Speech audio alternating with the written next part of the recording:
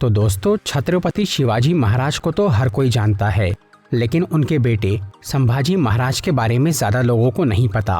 पर उनका इतिहास भी जानने लायक है। इसी वजह से संभाजी की जिंदगी पर यह फिल्म बनाई गई है, छावा, जो कि फेमस मराठी राइटर शिवाजी सावंत की नॉवेल पे बेस्ड है, जो 1980 में पब्लिश हुई थी। उस नॉवेल में संभाजी महाराज की बायोग्राफी डिटेल में बताई गई है, जिसे इस फिल्म में काफ़ी अच्छी तरह समराइज किया गया है। अगर आप इस फिल्म को समझना चाहते हैं तो ये वीडियो देखते रहिए। आज मैं छावा मूवी को शॉर्ट में एक्सप्लेन करूँगा, तो आइए देखते हैं।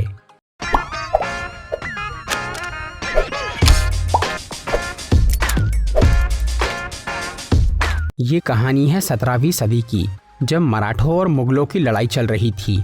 उस वक्त मुगल शहंशाह औरंगजेब, जो कि बहुत ही जालिम था, वो पूरे भारत पे हुकूमत करना चाह रहा था, लेकिन उसे रोक के रखा था छत्रपति शिवाजी महाराज ने, जो कि तानाशाही को खत्म करके स्वराज्य यानी लोकतंत्र की स्थापना करना चाहते थे। फिर सन 1680 में बीमारी की वजह से शिवाजी महाराज का देहांत हो जाता है। ये खबर जब औरंगजेब तक पहुंचती है तो वो बहुत खुश होता है और मुगलों को लगता है कि शिवाजी महाराज के गुजरने से मराठा कमजोर हो गए होंगे और अब मुगल आसानी से दक्खन यानी मराठों की जमीन पर कब्जा कर पाएंगे। लेकिन उधर भोसले परिवार ने अब राज्य की जिम्मेदारी छत्रपति शिवाजी महाराज के बड़े बेटे संभाजी भोसले को सौंप दी थी और मराठों को अब ये पता चल गया था कि जल्द ही औरंगजेब की फौज उन पे हमला कर सकती है। तब संभाजी महाराज मुगलों को ये दिखाने के लिए कि वो कमजोर नहीं हुए हैं, उन पे पहले वार करने का फैसला करते हैं। फिर 31 जनवरी 1681 में जब संभाजी सिर्फ 24 साल के थे, तब वो अपनी सेना के साथ बुरहानपुर पे हमला कर देते हैं, जो कि मुगलों की राजनीति का बहुत अहम शहर था। यहाँ मराठा सैनिक बुरहानपुर के सभी पहरेदारों को मार के पूरे शहर को लूट लेते हैं और औरंगजेब को ये संदेश भेजते हैं कि शेर अब नहीं रहा, पर छावा यानी शेर का बच्चा अभी भी जिंदा है, जो कि छत्रपति शिवाजी महाराज के सपने को मिटने नहीं देगा। इसके बाद मराठा सेना वापस अपने घर रायगढ़ लौट जाती है। यहाँ संभाजी की पत्नी येसुबाई उन्हें बताती है कि वो प्रेग्नेंट है और उन्हें दूसरा बच्चा होने वाला है। उनकी पहली संतान एक बेटी थी और दूसरा बेटा। इसके बाद संभाजी का राज्य अभिषेक होता है और वो मराठा साम्राज्य के नए छत्रपति यानी राजा बन जाते हैं। लेकिन इससे उनकी सौतेली माँ यानी शिवाजी महाराज की दूसरी पत्नी सोयराबाई खुश नहीं थी, क्योंकि वो अपने बेटे राजा राम को छत्रपति बनाना चाहती थी। इसलिए वो महल के कुछ लोगों के साथ मिलकर संभाजी के खिलाफ एक षड्यंत्र रचती है और उन्हें मारने का फैसला करती है। इस काम के लिए राजमाता सोयराबाई औरंगजेब के बेटे मिर्जा अकबर से मदद मांगती है। अकबर अपने पिता औरंगजेब का दुश्मन था और वो उसे मार के खुद नया शहंशाह बनना चाहता था। फिलहाल मिर्जा अकबर अपने पिता से बचने के लिए दक्खन में छुपा हुआ था। इसीलिए सोयराबाई अकबर को एक संदेश भेजती है कि अगर उसने संभाजी को मार दिया तो वो औरंगजेब को ख़त्म करने में उसकी मदद करेंगी और दक्खन की थोड़ी ज़मीन भी देंगी।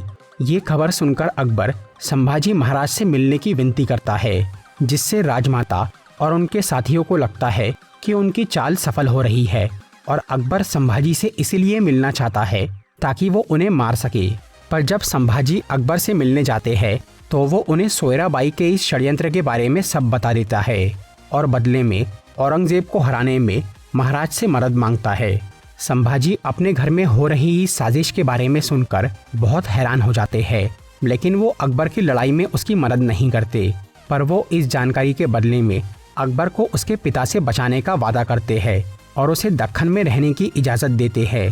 फिर संभाजी वापस अपने महल में जाकर वो षड्यंत्रकारियों को मौत की सज़ा देते हैं, पर वो सोयराबाई को कुछ नहीं करते क्योंकि वो राजमाता थी।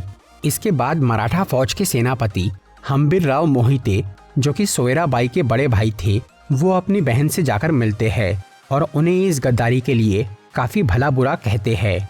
सेनापति हम्बीरराव सोयराबाई के सगे बड़े भाई थे, लेकिन वो अपनी बहन और भांजी से ज़्यादा संभाजी से प्यार करते थे और मराठा साम्राज्य के वफादार थे। लेकिन सोयराबाई किसी भी तरह अपने बेटे को राजा बनाना चाहती थी और जब उनकी ये इच्छा पूरी नहीं हो पाती तो वो काफ़ी बीमार रहने लगती है और कुछ समय बाद उनकी मौत हो जाती है। दूसरी तरफ औरंगजेब मराठों के अचानक हुए उस हमले से बहुत गुस्सा हो गया था। इसीलिए वो बदला लेने के लिए लाखों सैनिक की फौज लेकर दिल्ली से निकल जाता है और वो लोग दक्कन की तरफ बढ़ने लगते हैं। रास्ते में वो बुरहानपुर में रुकते हैं, जहाँ का बुरा हाल देखकर औरंगजेब ये कसम खाता है कि जब तक वो संभाजी को मारेगा नहीं तब तक वो अपना ताज नहीं पहनेगा। इसी दौरान उन्हें ये खबर मिलती है कि शहजादे अकबर को मराठों ने शरण दी है। तब औरंगजेब की बेटी जीनत अपने भाई को मरवाने के लिए कुछ आदमियों को उसे ढूंढने भेज देती है।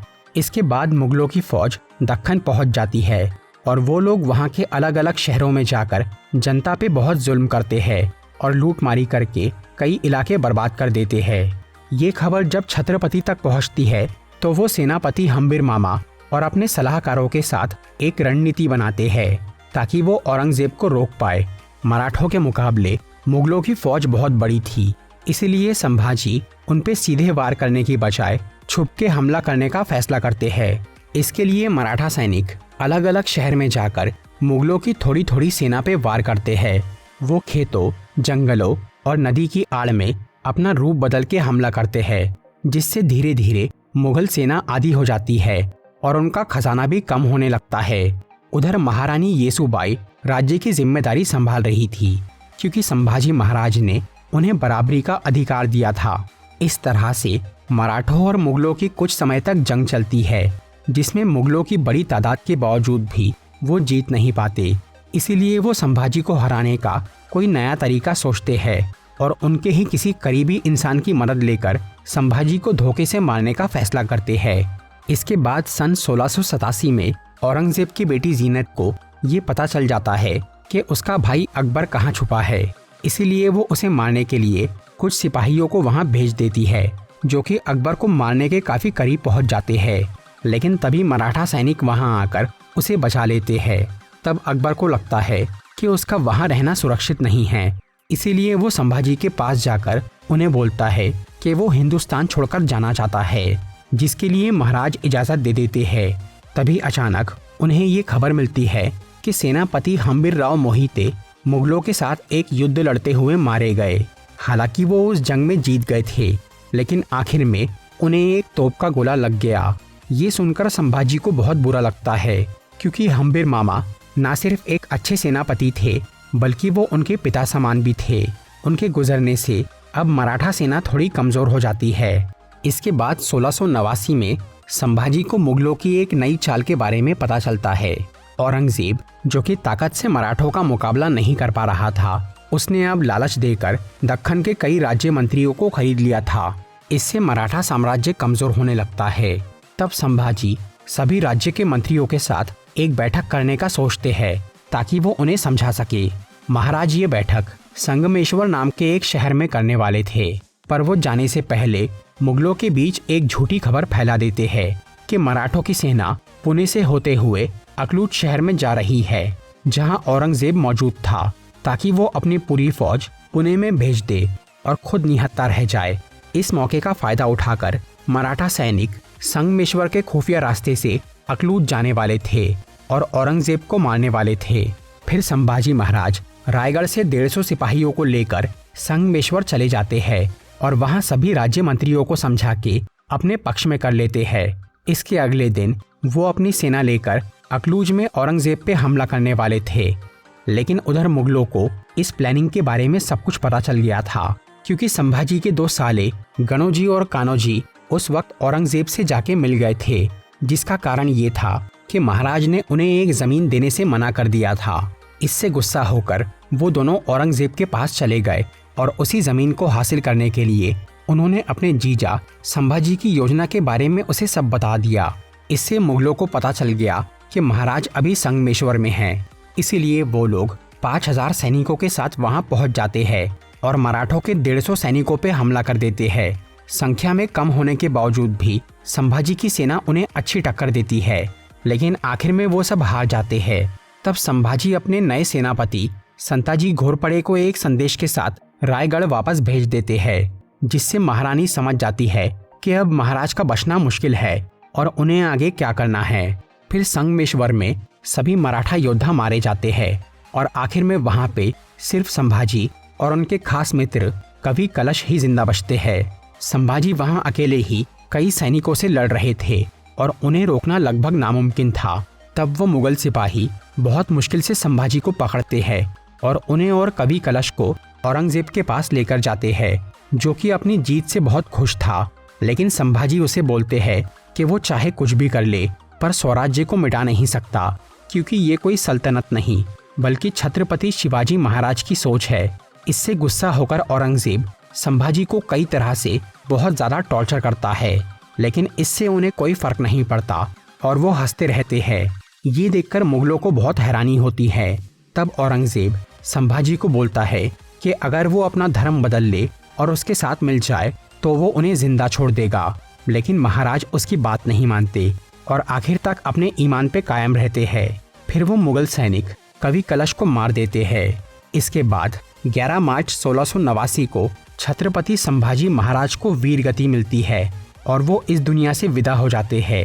और जब ये खबर रायगढ़ पहुंचती है तो महारानी येसुबाई 19 साल के राजा राम को नया छत्रपति बना देती है।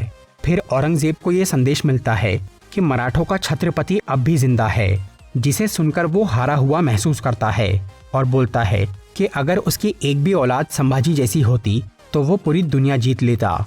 इस सब के बाद भी मराठों और मुगलों की जंग चलती रहती है और औरंगजेब के मरने के बाद मुगल दक्खन छोड़कर चले जाते हैं। तो दोस्तों, ये थी छावा मूवी की एक्सप्लेनेशन। अगर आपको ये वीडियो अच्छी लगी हो तो इसे लाइक और शेयर ज़रूर करिए और ऐसी ही इंटरेस्टिंग वीडियोस देखने के लिए सब्सक्राइब कीजिए हमारा चैनल और इस बेल आइकन को दबाइए ताकि आपको हमारी वीडियोस सही टाइम पर मिल सके।